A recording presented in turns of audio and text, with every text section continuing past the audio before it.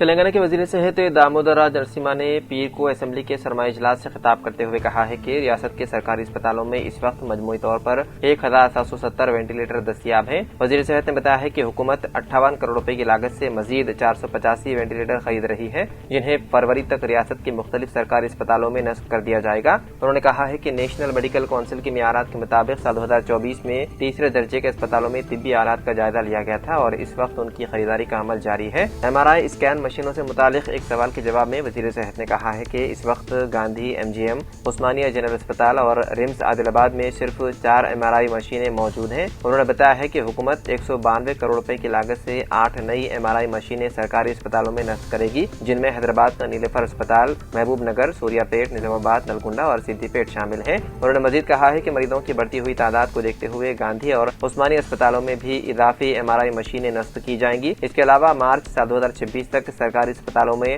8 نئی CT scan مشینیں بھی نصب کی جائیں گی۔ وزیر صحت نے بتایا ہے کہ مہدی نواز جنگ کینسر اسپتال میں مریضوں کو ریڈیشن تھراپی فراہم کرنے کے لیے ایک لینئر ایکسیلیٹر مشین نصب کی جائے گی۔ اس کے علاوہ نمس میں 32 کروڑ روپے کی لاگت سے ایک نئی لینئر ایکسیلیٹر مشین اور 8 کروڑ روپے کی ریکو تھراپی مشین خریدی جا رہی ہے، جنہیں مارچ سال 2026 تک نصب کر دیا جائے گا۔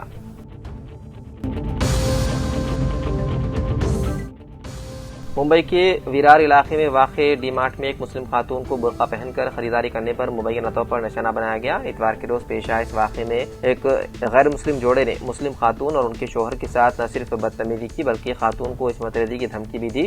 یہ واقعہ میچی وہار کے یشونت گورو رہائشی علاقے میں واقع ڈی مارٹ اسٹور کا بتایا جا رہا ہے۔ متاثرہ خاتون کے مطابق وہ اپنے شوہر کے ساتھ قطار میں کھڑی تھی کہ سامنے موجود ہندو جوڑے نے اس کے حجاب کو دیکھ کر نفرت انگیز اور توہین آمیز ریمارکس کیے۔ ویڈیو میں سنا جا سکتا ہے کہ انہیں گندی ذات کہہ کر دور رہنے کو کہا گیا۔ جب شوہر نے اعتراض کیا تو ہندو خاتون کے شوہر نے برہم ہو کر مسلم خاتون کو باہر نکلنے اور آدمیوں کو بلا کر عصمت ریزی کرانے کی دھمکی دی۔ خاتون کا الزام ہے کہ اس دوران اسٹور میں موجود دیگر گاہکوں اور ڈی مارٹ کے عہدیداروں نے مداخلت نہیں کی بلکہ الٹا مسلم جوڑے سے مراٹھی میں بات کرنے کا مطالبہ کیا گیا اور مبینہ طور پر کہا گیا کہ وہ اگر مراٹھی میں بات نہیں کریں گے تو آئندہ اسٹور میں داخلے کی اجازت نہیں دی جائے گی۔ واقعے کے بعد متاثرہ جوڑا پولیس اسٹیشن پہنچا، تاہم خاتون کا کہنا ہے کہ رات دیر گئے تک شکایت پر کوئی کارروائی نہیں کی گئی۔ ان کے مطابق موقع پر تقریباً 8 پولیس اہلکار موجود تھے لیکن ہندو جوڑے کو جانے دیا گیا۔ شکایت درج کرنے سے انکار کیا گیا اور اس وقت کوئی خاتون کانسٹیبل بھی موجود نہیں تھی۔ بعد ازاں اگلے دن ایک صحافی کی مدد سے ویڈیو سوشل میڈیا پر اپلوڈ کی گئی، جس کے بعد پولیس متحرک ہوئی اور کارروائی کا آغاز کیا۔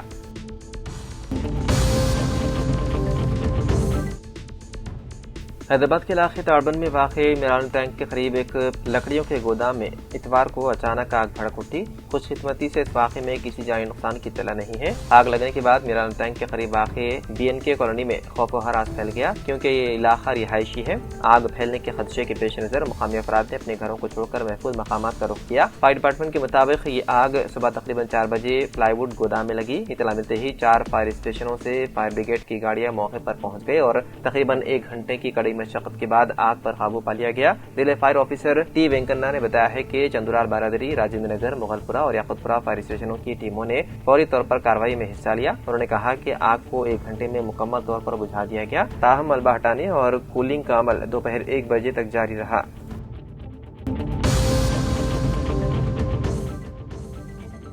دونوں تلگو ریاستوں تلنگانہ اور آندھرا پردیش کے عوام جو گزشتہ چند دنوں سے سردی میں تھوڑی راحت محسوس کر رہے تھے، ان کے لیے تلنگانہ کے مشہور ماہر موسمیات بالاجی نے ایک تشویشناک اپ ڈیٹ جاری کیا ہے۔ انہوں نے انتباہ دیا ہے کہ دسمبر جیسی شدید سردی کی لہر دوبارہ شروع ہونے والی ہے اور 5 جنوری سے 12 جنوری تک سرد ہواؤں کا دوسرا مرحلہ شدت کے ساتھ چلے گا۔ آنے والے ایک ہفتے کے دوران موسم مکمل طور پر بدل جائے گا اور درجہ حرارت دسمبر میں درج کی گئی کم ترین سطح تک گرنے کا امکان ہے۔ محکمہ موسمیات کے مطابق عام طور پر دوپہر کے وقت جب دھوپ کی تپش ہوتی ہے تب بھی درجہ حرارت محض 25 سے 26 ڈگری تک ہی محدود رہ سکتا ہے۔ صبح کے وقت گھنی کوہر چھائی رہے گی جس کی وجہ سے شاہراہوں پر روشنی کم ہو سکتی ہے اور گاڑی چلانے والوں کو مشکلات کا سامنا کرنا پڑ سکتا ہے۔ اس کے علاوہ آسمان مکمل طور پر بادلوں سے ڈھکا رہے گا جس کی وجہ سے سورج کی روشنی کم ہوگی اور سارا دن سردی کا احساس برقرار رہے گا۔ اس صورتحال کے پیش نظر عوام کو چوکس رہنے کا مشورہ دیا گیا۔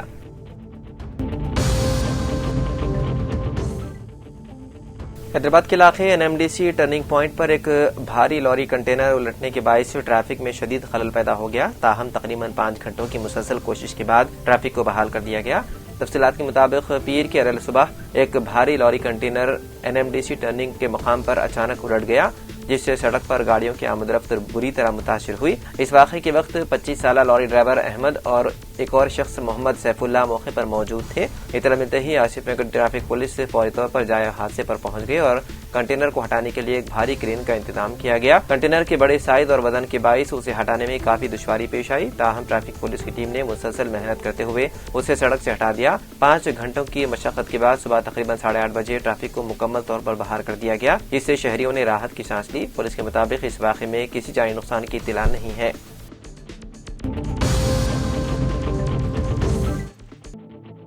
سپریم کورٹ نے سال 2020 کے دہلی فسادات کی مبینہ سازش سے متعلق ایک اہم فیصلے میں عمر خالد اور شرجیل امام کو ضمانت دینے سے انکار کر دیا، جبکہ اسی مقدمے میں شامل 5 دیگر ملزمان کو مشروط ضمانت دے دی گئی۔ یہ فیصلہ جسٹس اروند کمار اور جسٹس NV انجریا پر مشتمل بینچ نے سنایا۔ عدالت نے کہا کہ عمر خالد اور شرجیل امام کا مبینہ کردار دیگر ملزمان سے مختلف نوعیت کا ہے اور ان کے خلاف سازش میں شمولیت کی کافی ابتدائی شواہد موجود ہیں۔ سپریم کورٹ نے وعدے کیا ہے کہ اس مرحلے پر ان دونوں کے کردار کا موازنہ دیگر ملزمان سے نہیں کیا جا سکتا۔ عدالت نے میران حیدر، گلشن فاطمہ، شفاء الرحمان، محمد شکیل خان اور شاداب احمد کو شرائط کے ساتھ ضمانت دے دی ہے۔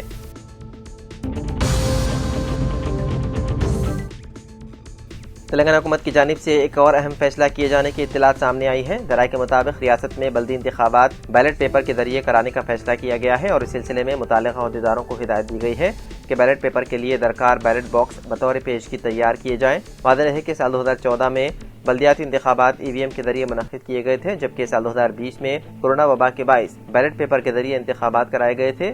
اس مرتبہ اگرچہ EVM کے استعمال کا بھی امکان تھا، تاہم حکومت نے بیلٹ پیپر کے طریقہ کار کو ترجیح دینے کا فیصلہ کیا ہے۔ ذرائع کا کہنا ہے کہ EVM مشینوں پر بعض سیاسی قائدین اور عوام کے ایک طبقے میں پائے جانے والی بے اعتمادی ایک بڑی وجہ ہے، جبکہ حکومت اس نتیجے پر پہنچی ہے کہ بیلٹ پیپر کے ذریعے انتخابات کرانا نسبتاً آسان ہے اور اس میں شفافیت بھی زیادہ رہتی ہے۔ تاہم اس معاملے پر ریاستی الیکشن کمیشن کی جانب سے باضابطہ اعلان ابھی باقی ہے۔ وہیں حتمی ووٹر لسٹ 10 جنوری کو جاری کرنے کی تیاریاں کی جا رہی ہے، جبکہ 1 جنوری کو مسودہ ووٹر لسٹ پہلے ہی شائع کی جا چکی ہے۔ بلدی انتخابات کا شیڈول جاریہ ماہ کی 11 تاریخ کو جاری ہونے کے قیاساریاں کی جا رہی ہے۔ فی الوقت ریاست بھر میں 117 بلدیات اور 6 کارپوریشنوں میں اسپیشل آفیسرز کے زیر انتظام حکومت جاری ہے۔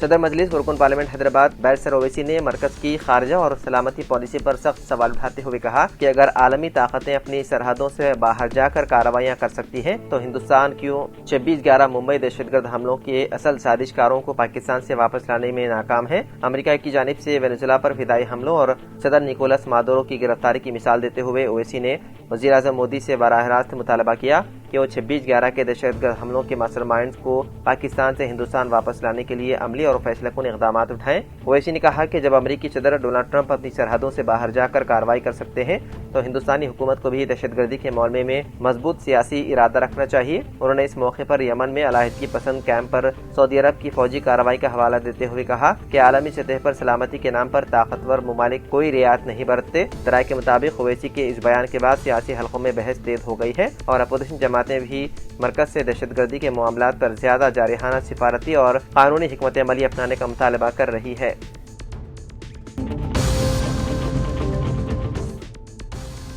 امریکہ میں سکندرآباد کی لڑکی نکیتا گوڈیشالا کے بہیمانہ قتل کا سنسنی خیز معاملہ سامنے آیا۔ پولیس کو شبہ ہے کہ نکیتا کو اس کے سابق بوائے فرینڈ ارجن شرما نے چاقو مار کر قتل کیا، جس کے بعد ملزم ہندوستان فرار ہو گیا۔ اطلاعات کے مطابق نکیتا 31 دسمبر کو ارجن شرما کے اپارٹمنٹ گئی تھی، جہاں اسی روز اسے چاقو کے وار سے قتل کیا گیا۔ حیران کن بات یہ ہے کہ نکیتا کی نعش فلیٹ میں موجود ہونے کے باوجود ارجن شرما نے پولیس میں گمشدگی کی شکایت درج کروائی۔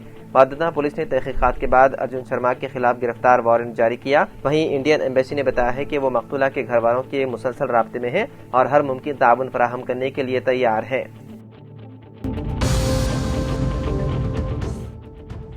تلنگانہ کے ضلع کامرڈی میں ایک افسوسناک واقعہ پیش آیا، جہاں 3 لڑکیوں کی پرورش کے دباؤ سے دلبرداشتہ ایک شخص نے زہر پی کر خودکشی کر لی۔ پولیس کے مطابق بھیکنور منڈل کے گاؤں ویرپورہ سے تعلق رکھنے والا 35 سالہ پریلاد کی شادی 10 برس قبل सौंदर्या से हुई थी। उनकी 3 कमसीन बेटियां हैं, जबकि अहल्या इस वक्त 9 माह की हामिला थी। प्रहलाद रोजाना मजदूरी करके घर चलाता था और बेटियों की तालीम व शादी के बारे में शदीद परेशानी में रहता था। हफ्ते की दोपहर उसने घर में घर वालों के सामने जहर पी लिया। फौरी तौर पर उसे बांसवाड़ा के सरकारी अस्पताल मुंतकिल किया गया। मौजूदा हालत बिगड़ने पर निजामाबाद सरकारी अस्पताल ले जाया गया, जहां वो रात देर गए दम तोड़ गया। इतवार को नाश का मुआयना करके घर वालों के हवाले कर दिया गया। पुलिस की शिकायत पर मुकदमा दर्ज कर लिया गया। पुलिस ने बताया है कि प्रहलाद